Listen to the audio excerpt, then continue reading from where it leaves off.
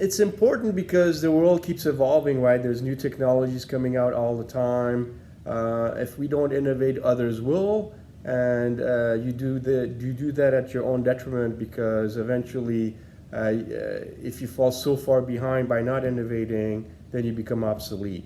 So basically, failure is part of the process, and you know, I like to think of failure as more like an experiment. It's not so much that you're failing in life or anything, but it's just part of the growing process. That it doesn't always work out perfectly, and it doesn't always work out right away.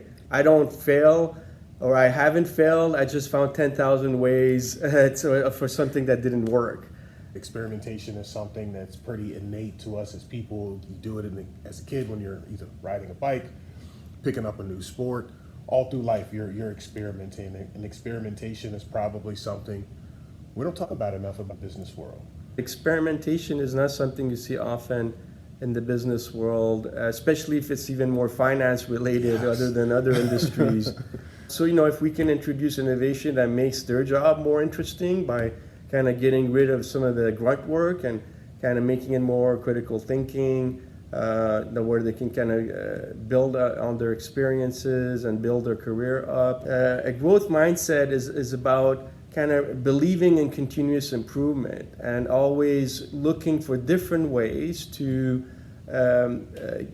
increase your knowledge base, increase your skill set, increase the level of your talents. It's surprising that once you create it for one stakeholder, you actually also get the effects for the other stakeholders at the same time. We don't have to keep doing it the way we've always done it before. Two things that are certain in life is taxes and death. So again, it's life insurers have to be around many years into the future, because basically what we're selling is our word and a guarantee that we're going to be there to take care of your family down the road. The reason why we're able to make life insurance work and how we price it and so on is because there's such a thing as the law of large numbers. So you said something important, like it's okay to fail, but you want to do it fast. You have to fail fast and you have to fail small. Yeah. The companies I think that are really good at innovating are the ones who are, you know, very true to themselves, very data driven, and they can be honest saying, hey, you know what, we've tried this, it didn't really come out to according to our assumptions.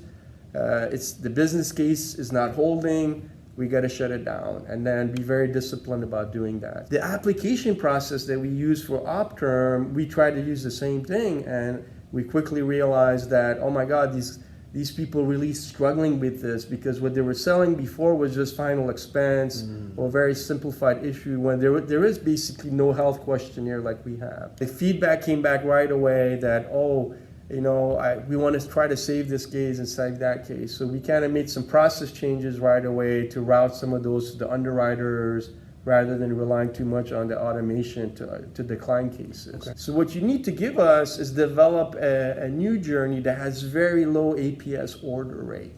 That was the pivot again, to go from, I don't know, something like, let's call it 50% APS order rate, we get to less than 1% APS order rate. Wow. Generative AI requires a lot more data, yes, right, than the machine learning. So that's one of the big differences.